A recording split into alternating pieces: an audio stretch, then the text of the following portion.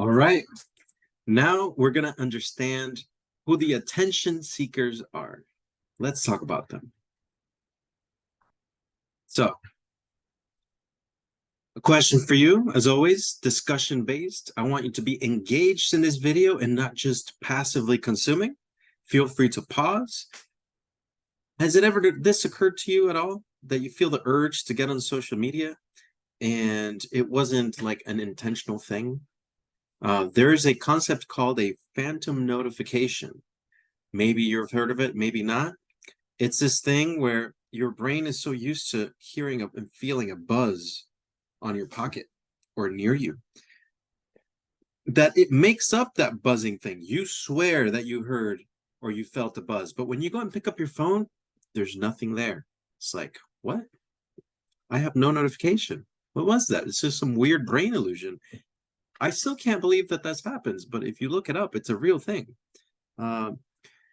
Other reasons why I might feel the urge to get on social media could be boredom. It could be that what I am doing right now, I do not like, or I'm like thinking of something else. Like maybe I'm distracted, like my mind is onto something. Like maybe I want to escape the current situation because I feel uncomfortable. Have any of these things ever happened to you? Okay. Let's move on. So we're here to understand these social media platforms and what happens behind the scenes. All right, so let's pretend that's you on the left side, looking at, let's say, a YouTube video. So you are giving these companies your time. And in exchange, they're giving you some entertainment, some information, some connection to other people. So all of these videos and media formats, they're stored on a bunch of computers somewhere. We call this the cloud, but it's not really infinite. They have to spend money every month to make sure that that information is available for anyone to consume. So it costs a lot of money, billions of dollars, to keep that stuff available. Okay. Now, they don't only store the information that they show you, they also extract information from your phone. They want to learn who you are in order to make sure they can recommend the best content possible. So this is pretty cool. If I am into traveling or woodworking or rock climbing, then I'm more likely to get things like that. Okay. So all of that data about each user is also being stored up there, and it's also very costly. That's why some companies will also share that information with other companies. And this data sharing is like a different sort of side business that these companies have. I have a list here. It's probably outdated of applications that people use and whether or not they disclose some of your information to others. There are many rumors that these companies, they listen to your microphone and stuff like that. And I personally can't say whether or not they do. But what I do understand is that the way that these companies share information with each other makes it really easy, so that if you Google something, another company like Amazon or whatever will know about it, and they'll target an ad based on what you Googled. And even if, let's say, somebody in your household Googled it, they can track the IP addresses, the different devices. Oh, they know that someone in your house Googled X. So it's very possible for them to make that correlation and then also show you an ad based on what other people Googled or looked up. Going back to what I said, that it's very expensive to maintain this information, right? So I looked up Facebook parent company Meta, and they spent $39 billion in cloud expenses. I couldn't believe it when I saw that, but it makes sense. There's so many users on Facebook and Instagram, and but if you think about it, they make $100+ billions of dollars. So they're profiting. At least it seems that way. But how are they making their money? Through the advertising. So if you're an influencer or a small business, a large corporation, you are trying to get your content, your ad in front of the eyes of someone who you consider to be your target audience, right? So that maybe someone that's selling woodworking equipment would want to get their woodworking equipment in front of my eyes, right? So that I can be like, oh, okay, let me go with them. So how does that happen?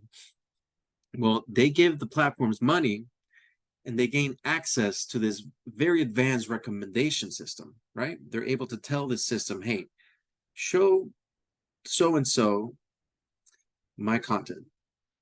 I want them to be people that live in Florida, that have a Venezuelan background, that speak Spanish, that are software engineers, et cetera, et cetera. And then this algorithm has access to so much data that it's able to find the right people to show it to. So as you can see, the money-making scheme occurs in the background. Us, the users, we're really just providing the eyes, providing the attention. And that is the product that they're selling. Our attention. Okay? And because this is the product, they want to get as much attention as possible, right? That is in their best interest if they want to grow year over year, is to get more and more attention to be able to charge more and more money for the advertisers. And that's why they come up with all kinds of persuasive techniques.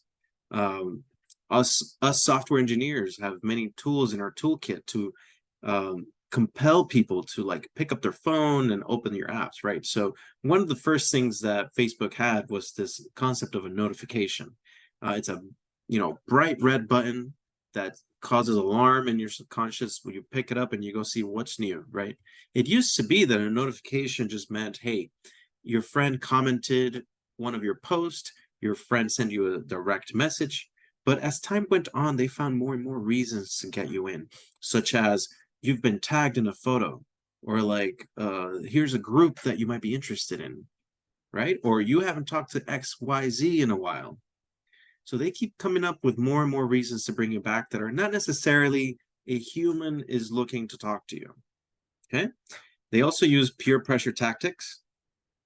I deactivated and completely deleted my account on Facebook like some 4 years ago or something, and it kept telling me that my friend from high school was going to miss me. All these people were no longer going to be able to contact me, which is not true. They can find me in other channels, but they just want you to feel that you're missing out on something. You want you to feel FOMO.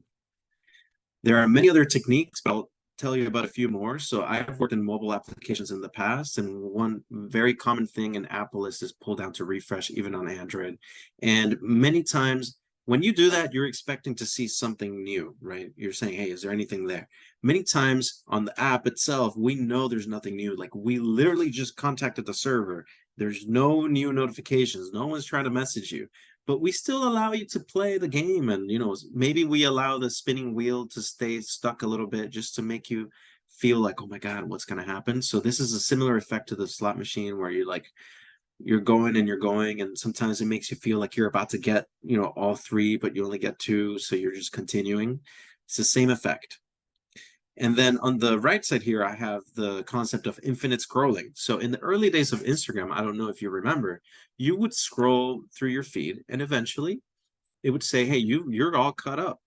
So, all the friends that you have, you've already seen what's going on in their day, and that's it. Then they introduce ads, and then now there's more influencers out there. So now there's a lot more content. So basically now you scroll forever, right? If you run out of things to show about friends, then you've got anything the recommender system can find that is aligned with your likes or the things that it determines that you would be interested in based on the content you've watched in the past, right? And one last thing. So even if their data centers go down, even if the company's having trouble and the app can't access the information, we keep like a local copy of some of the content so that you can still be there. Your eyes are already there. And then the moment the issue is fixed, the moment the server's available again, they've already got the eyes on there, so they can start putting more and more content, paid content on it. So I mentioned I have a web application in the previous video, and I just wanted to show you how easy it is to track information about your users. So this is a one-man company. Imagine Facebook, Meta. They have hundreds of engineers working for them. Imagine the amount of data that they can capture. Likes, dislikes, how long you were watching a video. Did you stay on a picture? How many seconds did you stay in the picture? Or did you fast scroll? All these things are easily trackable. So for my web application, I'm tracking how many texts are generated. This is a writing assistant for Spanish speakers trying to write in English. And I can see who are the top users, how many texts are generated, what are the types of texts that are generated. So whether it is email, text message. So, my goal for this is to determine like what new features I should build. How is the usage? Are people signing up and using the product, or just signing up and forgetting about it? So this is to improve my product and to make more money. But it does seem kind of stalkerish, you know what I mean? So going back to our discussion of time, if our time is essentially worth billions of dollars to these corporations, shouldn't we cherish that time? Shouldn't we treat it what it's actually worth? Should it be worth billions to us? I think so. Um, you know, just because it's spread out throughout the day like that, it doesn't mean that it's useless.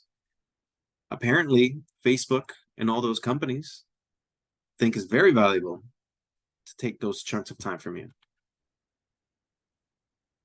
So, with that thought in mind, let's talk a little bit more about this recommender system that I talked about, right? So, this is an artificial intelligence. It's a very advanced algorithm that is able to look at all the content that people upload and then all the data about each user, what they think the user is like. We have a sort of voodoo doll or mannequin that represents who we think you are. And then it acts as a matchmaker service against all of the content that it's aware of. And this is a really cool visualization I want to show you called YouTube Atlas, because it's what I imagine, like if I was this system, this is what I would be looking at, right? It's sort of like a galaxy of YouTube channels and how they're related to each other. So if you are a watcher of PewDiePie, it's very likely that you also like Jacksepticeye or Mr. Beast, right? And there are different communities denoted by different colors. And this is how this matchmaking service sort of works, if you're watching one specific thing, you're more likely to watch in something in the same community. So yeah, but this same system is also the reason why there are many things going wrong with social media. And one of those things we call echo chambers.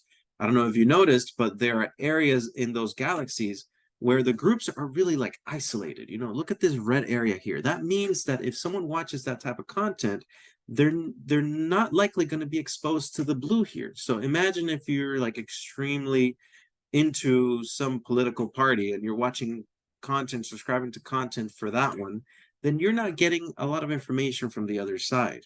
So this has its negative consequences. Now I pose the question to you. Have you ever been in a situation like this where you feel like you're being fed or you're stuck in a community that might not be so positive?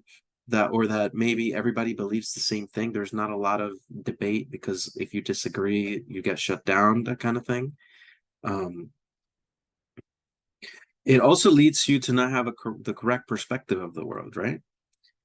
But this works really well for their business model, right? Because they just want you to be glued to the screen. And in many cases, the kind of content that if you don't intentionally use these products, the kind of content that ends up getting your attention is things from our more primitive selves, right?